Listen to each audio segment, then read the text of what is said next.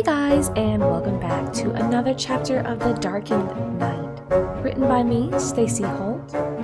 For my voice actors, Cat Noir and Adrien will be voiced by Diz, and I'll be voicing Marinette, Ladybug, and the narrator. Hope you guys enjoy. Now, Chapter 4. He frowned back in return and did as she asked, putting his leathery belt in between his teeth. He gripped the leather tight within his mouth, almost as if the harder he bit down, the less the needle would hurt. Ladybug lifted the shirt part of his suit to see the flesh underneath that was now drenched in thick red blood. They both heard his blood drip onto the floor in between them, and she could tell he was feeling the blood loss as he started to look paler. She turned to look at him as he was biting his tail, bracing for the needle to pierce his skin. "It's going to be all right. I promise." She put her hand on his and gave him a soft smile, hoping to reassure him that she was there for him. He gave a soft smile back while still biting onto his tail. She lifted his shirt higher and placed it in his left hand so he would hold it up for her while she stitched. Crappy situation where he not only had to endure that pain, but also had to bite down on his tail, and he had to hold his shirt up. Though, there was no helping it. She needed to see, and he needed to keep his mind off of it, so holding onto his shirt should help. He clenched it within his hands, and she felt him shaking. "Take a deep breath. I'll stitch you up really quickly, and you won't feel a thing. You really will be in perfect shape," she said, still holding his right hand, and applied a little pressure to try and calm him down. He nodded faintly, and she let go of his hand. She took a deep breath and shined her yo-yo on the injury. She put her yo-yo carefully in her mouth where the light focused on Cat Noir's side. With the light now illuminating the wound, she could see how bad he really was. He was stabbed, or slashed with something. It was a deep cut, and she was surprised he hadn't passed out from the pain, though she wasn't complaining. She felt bad. He was hurt because of her. If she would have stayed, he might not have ended up the way he did. She carefully started to take the needle closer, and it pierced his skin easily.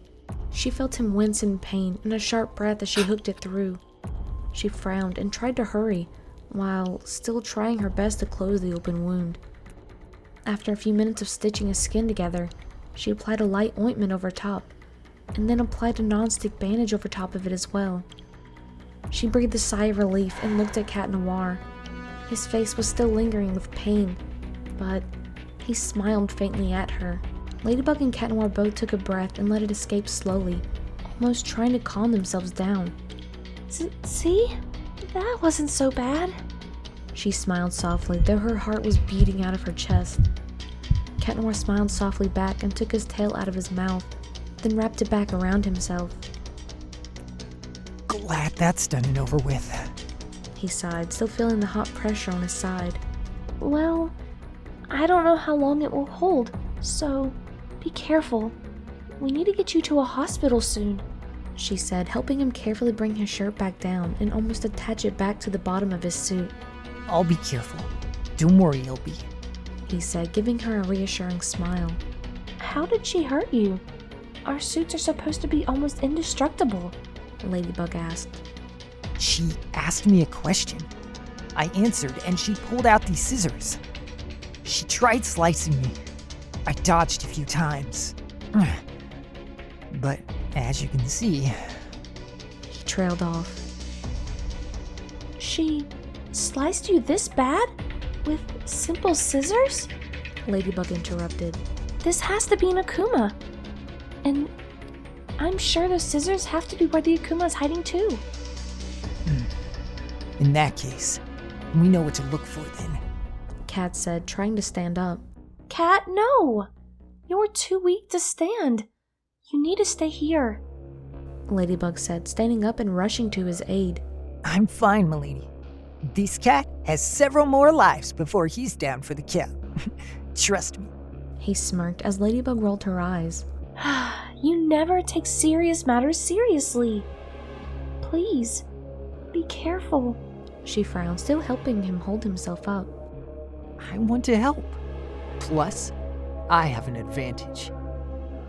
The sudden game-changing statement caused Ladybug to look at him intrigued. I can see in the dark, remember? You need me, so please, let me help. He pleaded.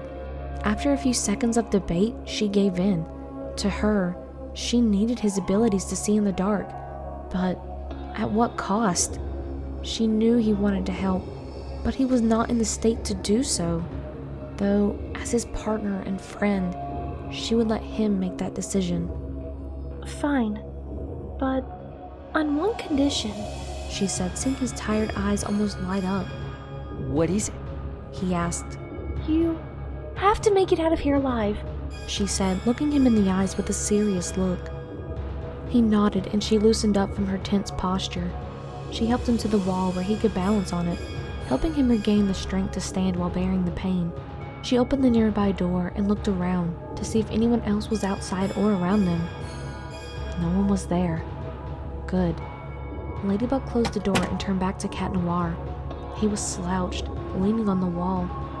His eyes were closed and his breathing was heavy. She frowned. She knew he was not fit to do anything and needed to rest. But his stubborn persona would fight her to the end. There was no use in trying to convince him otherwise, as it would only resort to more arguing. She walked closer, and the sudden footsteps toward him caused him to open his eyes. It almost seemed like he had gotten paler than before, and he had dark circles under his eyes. He did lose a lot of blood after all. Are you sure you can do this? I can always... Yes, I'm sure. I want to help. That was it. She saw he was determined, no matter what state he was in. She sighed and walked closer, extending her hand to his cheek that felt almost cold to the touch. She was worried. She couldn't help but be. He was her partner, her friend, her... Stop. She shouldn't be thinking like this now. They needed to focus. Before she had time to think, a blood-curdling scream echoed through the hallways, finding its way to them.